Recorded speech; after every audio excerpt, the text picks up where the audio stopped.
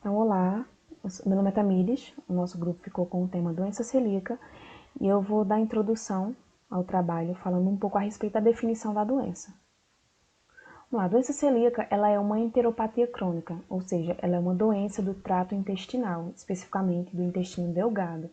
Ela também é uma doença de caráter autoimune, ou seja, ela vai ser desencadeada a partir de mecanismos autoimunes em indivíduos geneticamente predispostos através da exposição ao glúten. Né? E a gente já viu que o glúten ele é uma porção proteica que ele é comumente encontrado em abundância em cereais, né? Trigo, cevada, centeio. A doença celíaca ela também é mundialmente considerada um problema de saúde pública devido à sua prevalência, à associação com outras morbidades e também à probabilidade de aparecimento de complicações graves, como a gente vê aqui alguns exemplos: hepatite crônica, diabetes mellitus tipo 1, trissomia do cromossomo 21, que é a síndrome de Down, epilepsia, osteoporose e doenças malignas do trato gastroentotérico. Alergia ao trigo, intolerância ao glúten ou doença celíaca? Então, quando a gente se trata de doenças relacionadas ao trigo, nós chegamos nessas três classificações. É importante nós sabermos diferenciá-las. Primeiro, a alergia ao trigo. Ela é uma alergia alimentar, que ela consiste na resposta do nosso sistema imunológico às proteínas do trigo, e geralmente são mediadas pelo anticorpo imunoglobulina E, o IgE. E os principais sintomas da alergia são urticária, que é a irritação da pele, inchaço, principalmente da face, falta de ar, e em casos mais graves até anafilaxia. E a intolerância ao glúten ou a sensibilidade ao glúten não celíaca, ela é uma forma de intolerância de origem desconhecida e ocorre por mecanismos não imunológicos. Vai ser definido como a dificuldade ou a incapacidade da digestão do glúten. E os principais sintomas dessa intolerância, ela vai ser bem semelhante aos sintomas da doença celíaca, né, que é dor abdominal, gases, enxaqueca, inchaço, refluxo. E por último, a doença celíaca. Quando a gente fala de doença celíaca, nós estamos nos referindo a um distúrbio inflamatório que ele vai danificar o intestino delgado. E apesar de ser também uma alteração do sistema autoimune, a doença celíaca não é uma alergia, porque não há o envolvimento da imunoglobulina E nessa reação. Gente, boa noite. Continuando aqui sobre a doença celíaca, nós compreendemos então que a doença celíaca nada mais é que uma intolerância ao glúten, certo?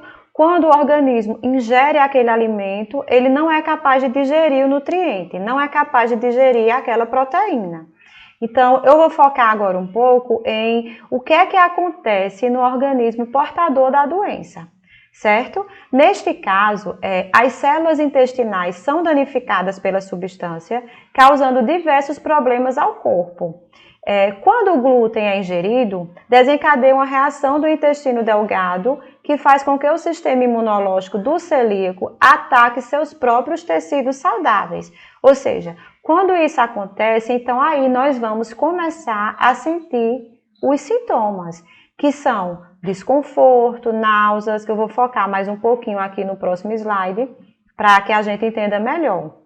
Então, fixando melhor essa situação, a gente entende que a doença celíaca é causada pela intolerância ao glúten, que quando o organismo ingere aquele alimento, ele vai ter uma reação, né? Ele vai ter uma reação rejeitando aquela proteína. É por isso que o nosso corpo, quando acontece de rejeitar um alimento, ele tem que, de alguma forma, mostrar o que é que está acontecendo, aquela reação, para que a gente entenda que tem alguma coisa estranha. E aí acontece o seguinte: provoca uma inflamação no intestino, que leva a má absorção ou até a interrupção do processo de absorção de nutrientes, foi o que eu acabei de falar. O que é que acontece? As células intestinais, elas vão se danificar. Então, vai inflamar e a doença vai estar aí, né? Nesse quadro, surgem sintomas típicos de quem comeu algo e não caiu bem. Que hoje em dia, isso é muito comum. É muito comum a gente ingerir um alimento e de imediato já sentir algum sintoma que aquilo ali não caiu bem. Porém, muitas vezes, fazemos aquilo como uma normalidade, como uma coisa comum. E, na verdade, não é. porque o que seria viável seria mesmo a gente procurar um diagnóstico para entender o que é que está acontecendo, que aí sim a gente vai entender a intolerância ao glúten. É quando o diagnóstico surge para que aquilo possa ser tratado, certo? Eu achei essa imagem muito interessante, do intestino saudável e do intestino com a doença celíaca. Veja a diferença.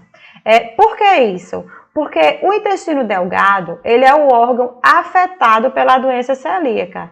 E isso aí faz com que cause uma atrofia na mucosa. E você entende perfeitamente a imagem quando a gente olha.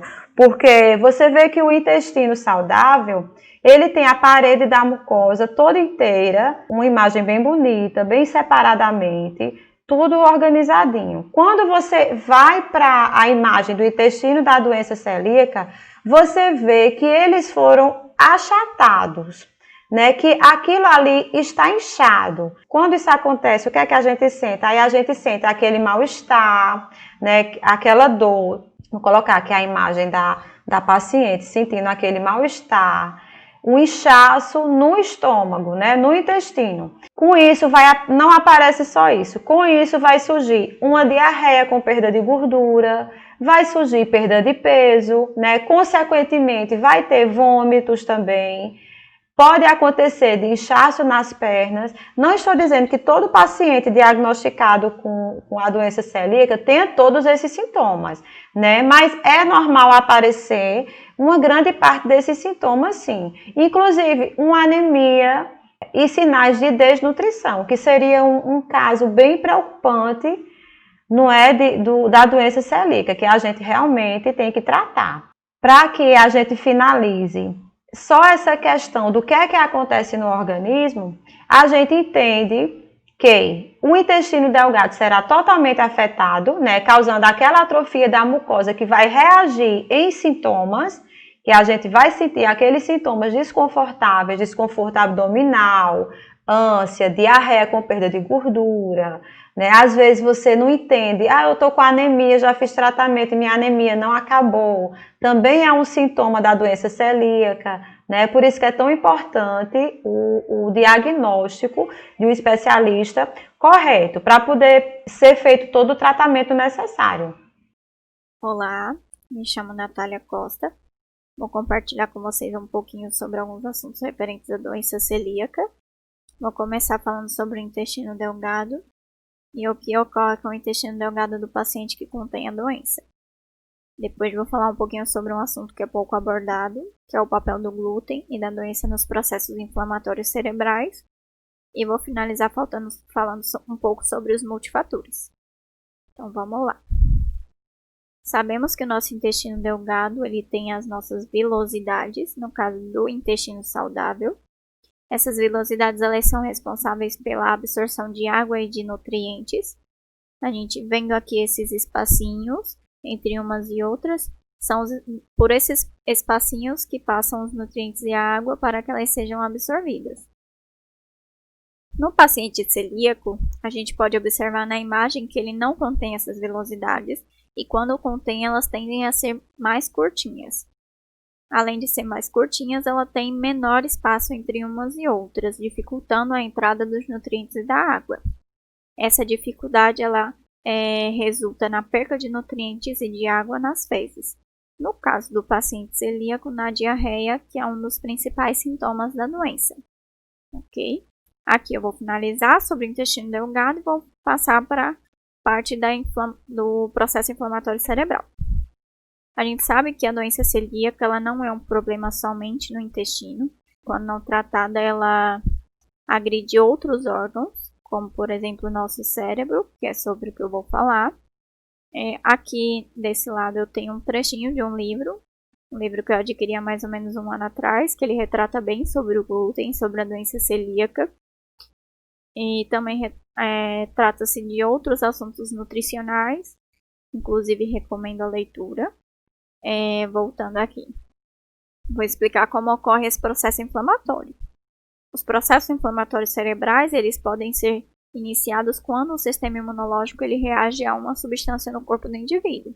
Ou seja, quando os anticorpos do sistema imunológico entram em contato com a proteína ou enzima dos portadores da doença, até mesmo de alérgicos ou intolerantes a glúten, eles causam um efeito cascata.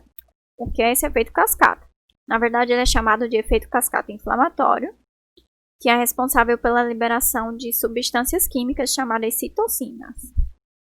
A reação do glúten ela é causada por níveis elevados de gliadina, que é quando o anticorpo se combina com essa proteína, os genes específicos deles são ativados, e após essa ativação, os genes citocinas inflamatórios aumentam, atacando o nosso cérebro. A doença celíaca ela pode atacar o nosso cérebro de tal forma que, através de exames de imagem, como nessa que está aqui no slide, na ressonância magnética, a gente pode observar que aqui no cérebro normal tem menor quantidade de substância branca, e no cérebro da pessoa sensível ao glúten, ele tem maior quantidade de substância branca. Quando visualizada após a anamnese médica no exame de imagem, essa substância branca ela pode ser confundida com outras doenças.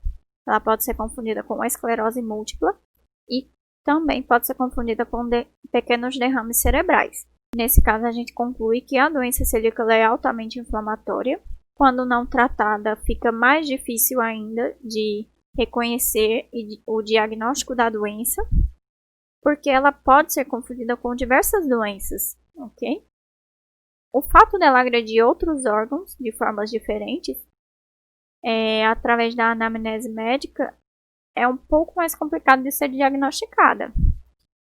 Vou falar um pouquinho agora sobre os multifatores. A doença celíaca é multifatorial porque ela contém vários fatores, não só um. Como, por exemplo, o fator genético. Todos os pacientes celíacos eles contêm e expressam de 2 HLAs, que é o HLA-DQ2 e HLA-DQ8. O paciente que ele mesmo tendo todos os sintomas de doença celíaca, se ele não apresentar esses 2 HLAs, ele não é um paciente celíaco. Esse diagnóstico ele pode ser descartado, ok? Ainda estão tendo estudos sobre os genes da doença celíaca. Inclusive, tem um estudo atual que definiu que o HLA-DQ7 é um marcador da doença celíaca, mas isso ainda está sendo investigado. Então, não tenho tanta propriedade para falar sobre esse assunto, ok? Além do fator genético, nós temos o fator ambiental, que é quando o paciente que contém a disposição, a predisposição genética, quando ele entra em contato com o glúten, ele desencadeia uma resposta imunológica. Essa resposta imunológica ela tem a produção de autoanticorpos. Os autoanticorpos eles vão atuar na mucosa intestinal, na mucosa do intestino delgado, levando ao aparecimento da doença. Ok? E para finalizar, temos o fator imunológico. Ao consumir o glúten, ele leva à ativação do sistema imunológico com produção de autoanticorpos. Quando há essa produção de autoanticorpos, a doença é desenvolvida, certo? Então, concluímos aqui a minha parte. Coloquei aqui no finalzinho um trechinho, que é: tu te tornas eternamente responsável por todo o rótulo que não lês. Por quê? O paciente que ele contém a doença celíaca sabe que não tem cura. O método de prevenção da doença celíaca é não ingerir o glúten. Ou seja, o paciente que ele ingere inconscientemente o glúten, sabendo que contém a doença, ele está agredindo o próprio corpo. Obrigada e boa noite. Não existem maneiras de impedir o aparecimento da doença celíaca. Porém, com a genética envolvida, a gente vê os históricos familiares e ajuda na prevenção, um pouco no diagnóstico precoce. Hoje em dia é recomendado que as crianças entre 6 meses elas evitem o glúten, porque é a única prevenção que a gente pode fazer no momento. A doença celíaca ela apresenta alguns sintomas clássicos, que são a dor e o inchaço abdominal. Só que esses sintomas também eles são muito parecidos com outros tipos de doença. A partir do momento que apresenta esses sintomas, o médico, para fazer o diagnóstico e fechar esse diagnóstico, ele solicita ao paciente alguns exames, que são a biópsia intestinal, que é um exame invasivo e um pouco incômodo para o paciente, mas também existe o teste sorológico, é um exame mais recente e é mais simples e rápido para o paciente, mas tão eficaz quanto a biópsia. Com o diagnóstico fechado, o paciente ele só tem uma única forma de tratamento, que é a retirada, a exclusão do glúten da sua dieta. O glúten ele é encontrado na cevada, no trigo e no centeio. Retirando esses alimentos que contêm o glúten da dieta do paciente, ele tem uma vida relativamente saudável. Só que, tirando esses alimentos da dieta do paciente, ele também está tirando alguns nutrientes. Então, ele pode ficar com alguma deficiência nutricional. Mas o médico ele pode passar suplementos, pode passar outros tipos de dieta, ele pode passar remédios para que possa suprir essa deficiência nutricional.